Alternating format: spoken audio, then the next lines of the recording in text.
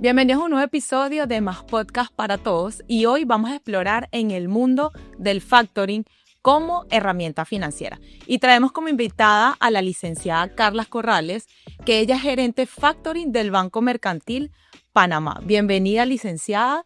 Y bueno, para comenzar, ¿nos podría contar brevemente qué es el factoring y cómo funciona? Bueno, sí, muchísimas gracias. Y bueno, sí, el factoring es una herramienta financiera que funciona a través de la venta o la negociación de las cuentas pendientes por cobrar que los clientes pues manejen para hacer efectivo sus flujos de caja, o sea, traerlos del futuro al presente. Ok, perfecto. ¿Y cuál sería la diferencia entre el factoring con recurso o sin recurso? Bueno, la diferencia entre el factoring con recurso y sin recurso sería básicamente que el con recurso es que el cliente se mantiene todavía con el riesgo del cobro. Es decir, que si la entidad pagadora no realiza el pago directamente a la entidad, él tiene que hacerse cargo de esos flujos, o sea, regresárselos a la entidad financiera. Y el que es sin recurso, básicamente es una venta, o sea, se vende completamente las facturas a la entidad financiera y allí sí la entidad financiera tiene que tomar todo el riesgo del pago. Si digamos que demora en realizar los pagos, pues el banco o la entidad financiera tendría que hacerse cargo o asumir ese riesgo de impago. Básicamente en eso se basa el con recurso y el sin recurso. ¿Y qué perfil de empresa es ideal para beneficiarse del factoring? Bueno, realmente hay como una combinación, porque hoy en día casi todas las empresas se pueden beneficiar de este producto, tomando en consideración de que tienes que tener un perfil, digamos, más comercial, corporativo. Las pymes hoy en día lo utilizan muchísimo. Considero que es como el rubro en donde más se utiliza este tipo de producto. Creo que no tiene límites, todo depende en Panamá hoy en día. Básicamente el factoring se ha puesto un foco importante en las contratistas del Estado. Creo que ahí es como el rubro más grande en donde el factoring es que funciona mayormente. Okay. Así que básicamente serían como el perfil principal empresas que sean subcontratistas o contratistas del Estado. ¿Y en qué se diferencia el factoring de un préstamo bancario tradicional? Sí, mira que esa pregunta es bastante controversial porque el factoring realmente no es un préstamo. O sea, el factoring es una venta. O sea, es una venta, es un adelanto de esos fondos de una cuenta que tú tienes pendiente por cobrar.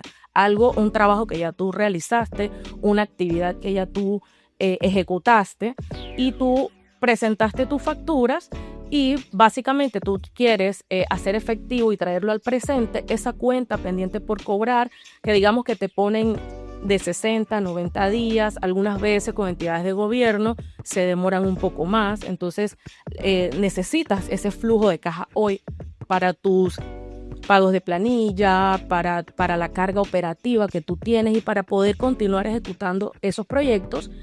Tú lo que haces es que vendes ese tipo de factoring a la diferencia de un préstamo. Cuando tú pides un préstamo bancario, tú estás adquiriendo una deuda para poder iniciar a ejecutar un proyecto. No sé si me sigues con la diferencia. O sea, el factoring ya tú lo ejecutaste y tú solamente tienes pendiente por cobrar. Y tú lo que quieres es hacer efectivo hoy esa cuenta pendiente por cobrar, ese fondo, ese flujo de caja entra inmediatamente. Obviamente tiene sus descuentos, pero el préstamo es una deuda que generalmente se hace a medianos y largos plazos o se utiliza para inversiones o capital de trabajo para poder iniciar a ejecutar ese proyecto y luego eso se puede convertir en un factoring porque tú vas a facturar posteriormente. O sea que sí hay una diferencia bastante grande. En el préstamo tú pagas una cuota mensual y en el factoring tú pagas todo por adelantado. Es decir, si digamos que para ponerte un ejemplo, tú haces una operación o una transacción de factoring, vamos a poner que a 180 días. Y esa transacción tú le cobras todos los intereses por adelantado por el plazo de los 180 días o el plazo que la entidad financiera te vaya a dar. A diferencia de un préstamo, si tú pides un préstamo, puede ser a más de un año, 3, 4, 5 años, o sea, dependiendo del tipo de préstamos que vayas a obtener. Que también se hace, digamos, cuando tienes líneas de capital de trabajo por pagarés, pero tienes que presentar una factura posteriormente. Entonces, el factoring realmente hay una diferencia bastante grande, además de que tú no pagas ninguna cuota mensual. O sea, realmente en el factoring tú lo que se paga o al vencimiento generalmente o cuando así la entidad pagadora lo ordene. O sea, el pago siempre va a depender de un tercero. Tú como cliente, tú no eres el principal deudor, vendría siendo un pagador. Por ejemplo, tú le trabajas al MOP, le hiciste una carretera al MOP y tú ya presentaste todas esas cuentas. Al tú presentar esas cuentas al MOP, tienes un tiempo estimado para poder cobrar. Generalmente se demora un poco de tiempo en poder recuperar esos fondos. Tú vas al banco, le presentas esa factura y esa factura es sometida a una evaluación. Se te da 180 días y yo te cobro por adelantado todos los intereses, se cobra un pequeño porcentaje que es un dinero en custodia que siempre es del cliente. El cliente es como si fuese un dinero de garantía, porque ese cliente en 6 meses no tiene que sacar de su bolsillo para poder pagar, a diferencia del préstamo. Tú todos los meses tienes que pagar una cuota para poder entonces sufragar el costo financiero que representa ese préstamo.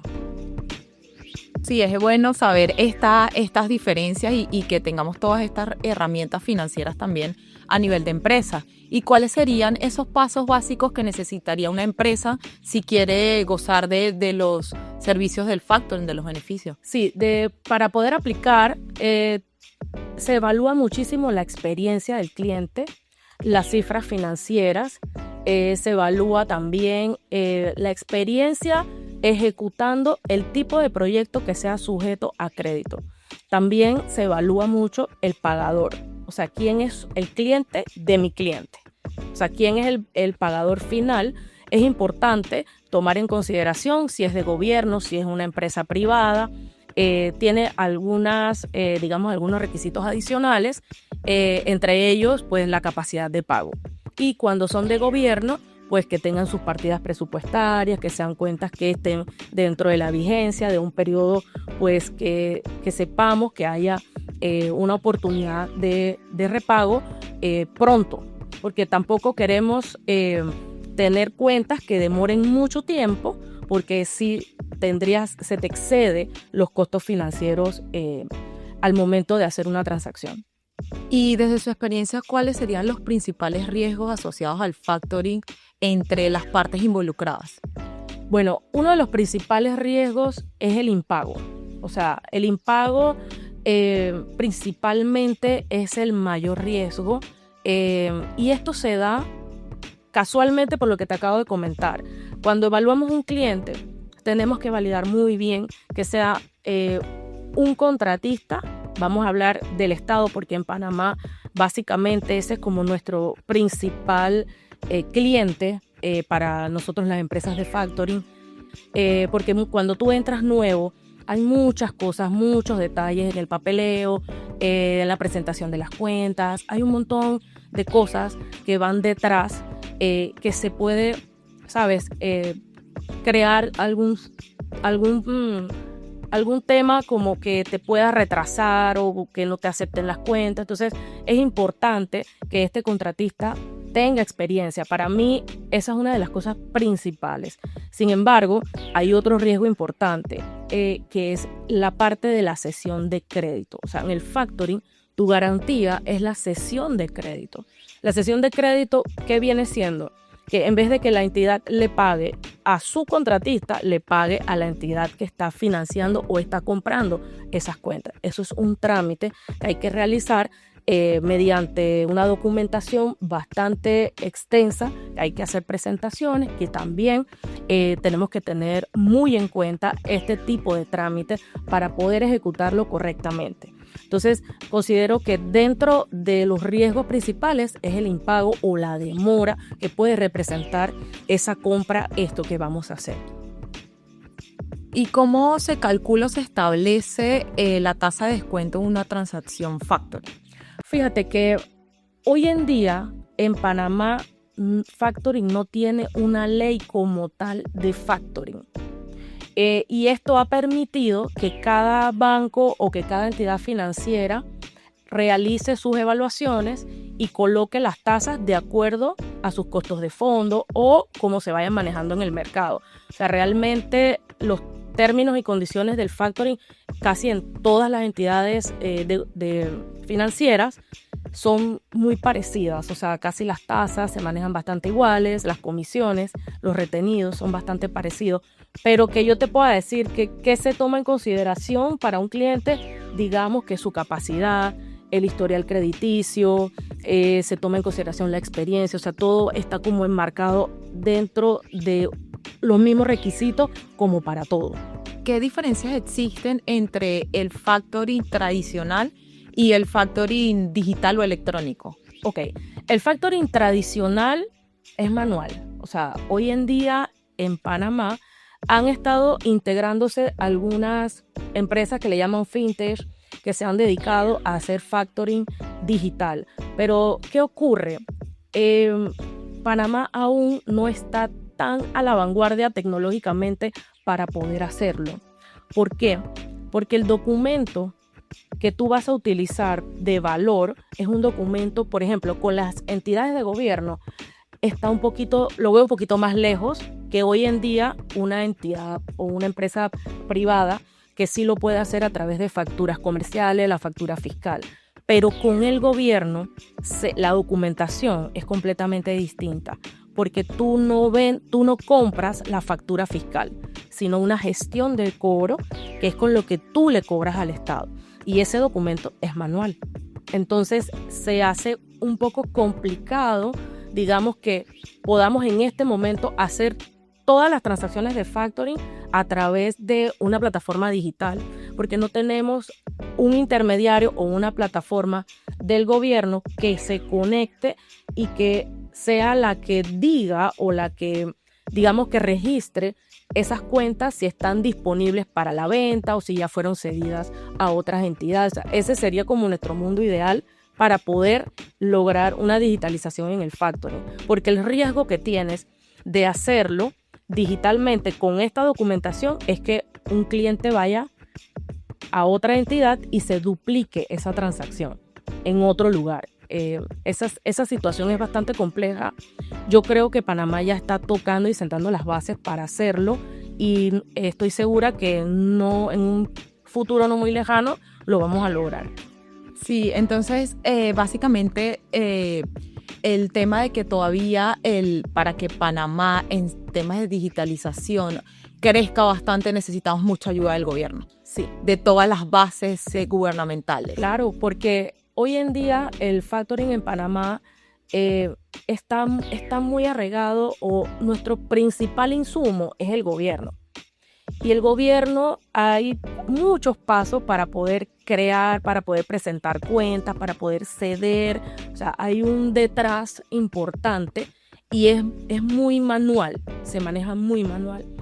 En el pasado, aproximadamente en unos 10 o 15 años atrás, antes todo era como más rápido, había un sistema distinto que el que se maneja actualmente en el Estado.